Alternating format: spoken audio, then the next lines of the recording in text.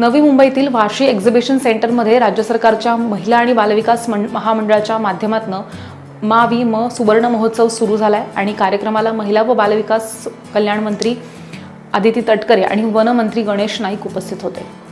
समावेश झालेला आहे बजेटमध्ये? माविम ही स्वतंत्र यंत्रणा आहे. 50 वर्षापासून माविमचं हे मॉडेल कार्यालयातून म्हटलं. प्रत्येक माविमचं प्रत्येक ठिकाणी महिला व बाल विकास विभागाअंतर्गतच आहे. माविम आहे. बरोबर. त्याच्यामुळे हे काही स्वतंत्र विभाग किंवा घटक नाहीये.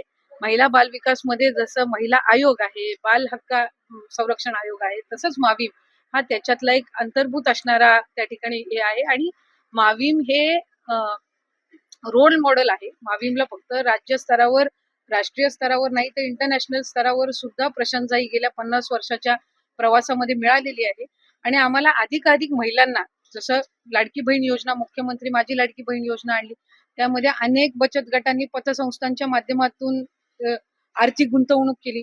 तसंच पुढच्या कालावधीमध्ये माविमचं त्या बाबतीमध्ये सुद्धा, म्हणजे महिलांना आर्थिक साक्षरता आणण्यामध्ये सुद्धा आम्ही अधिकाधिक त्याच्यामध्ये सक्षम करण्याचा प्रयत्न करणार आहोत. आणि आज 20 लाख महिला माविमला जोडल्या आहेत. त्या 50 लाखापर्यंत जोडण्याचं उद्दिष्ट हे आम्ही 50 वर्ष पूर्ण झालेलं असल्यामुळे त्याच्यामध्ये ठेवलेलं आहे. थँक्यू. कार्यक्रम वाटतं तुमचे खातं असेल म्हणा किंवा महिलांचा सहभाग म्हणा, काय वाटतं एकूण पाहता तुम्ही? माविमनी 50 यशस्वी वर्ष पूर्ण केलेले आहेत आणि सुवर्ण महोत्सवी वर्षामध्ये पदार्पण करत असताना विभाग म्हणून आमच्या सगळ्यांचीच ही इच्छा होती की कुठे ना कुठेतरी हा जो संपूर्ण 50 वर्षाचा प्रवास आहे हा साजरा निश्चितपणाने केला पाहिजे. आज सर्व माता भगिनी त्याच्यामध्ये सगळ्या बचत गटातील माविमचे प्रत्येक घटक या निमित्ताने सहभागी झाले होते. आणि राज्याचे वन विभागाचे मंत्री गणेश नाईक साहेब, त्याचबरोबर माझ्या राज्यमंत्री विभागाचे माझ्या सहकारी राज्यमंत्री मेघनाताई असतील, प्रशांतजी असतील, आम्ही सगळ्यांनी आज कार्यक्रमाचं उद्घाटन केलं. पुढचे 5 दिवस ही प्रदर्शनी राहणार आहे. त्यामुळे माझी आपल्याला सर्वांना विनंती राहील की आपल्या माध्यमातून सुद्धा आपण ह्या माविमच्या उपक्रमाला आपण अधिकाधिक प्रसिद्धी द्यावी. कारण 5 दिवस जवळपास 140 स्टॉल्स जे या ठिकाणी आपण केलेले आहेत. आपण सगळ्यांना माहिती असेल की महालक्ष्मी सरस हे मोठ्या प्रमाणामध्ये आयोजित केलं जातं.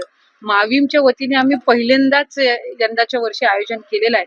आणि या मागचं मानसिकता किंवा नवी मुंबईमध्ये ते आयोजित करण्याची मानसिकता हीच होती की एक वेगळ्या ठिकाणी आपण ते आयोजित करावं, अधिकाधिक नवीन बचत गटांना त्यामध्ये सहभागी होण्याची संधी मिळावी. आणि यंदाच्या वर्षीपासून हा जो उपक्रम आहे हा आम्ही पुढेही चालू ठेवणार आहोत. त्यामुळे शहरी भागातील असतील, ग्रामीण भागातील असतील, माविम सोबत जोडले जाणारे बचत गटांना या निमित्ताने त्यांच्या वस्तू असतील किंवा खाद्यपदार्थ असतील ते सुद्धा विक्री करण्याची एक नवी मुंबई सारख्या म्हणजे मोठ्या मार्केटमध्ये त्या निमित्ताने संधी मिळेल. ते साधारणपणे माविमचं नव तेजस्विनी नावाचा ब्रँड त्या ठिकाणी तयार करण्यात आलेला आहे.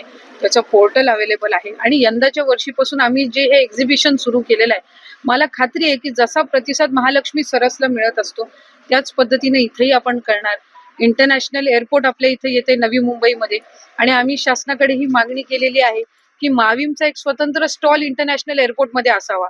आपण जर बघितलं तर इंटरनॅशनल वेगवेगळे जे एअरपोर्ट्स असतात, आपण ज्या वेळेला वेगवेगळ्या देशांमध्ये जातो त्यावेळेला तिथली संस्कृती, तिथली खाद्य संस्कृती असेल किंवा वस्तू असतील, याला तिथं प्रोजेक्ट केलं जात असतं. त्यामुळे माविमच्या माध्यमातून आज वारली पेंटिंग असतील, आमचे राज्यातले वेगवेगळे बचत गट वेगवेगळ्या व्यवसायामध्ये आहेत. आणि एक स्वतंत्र स्टॉल जर माविमला इंटरनॅशनल एअरपोर्टमध्ये मिळाला तर तिथं येणारे जे वेगवेगळ्या देशांचे प्रवासी आहेत यांना सुद्धा महाराष्ट्राची संस्कृती आणि तिथली परंपरा, त्याचबरोबर या बचत गटांना आर्थिकरित्या चालना मिळण्यासाठी ते उपयुक्त ठरेल. माहीमचे कार्यालय जसं तुम्ही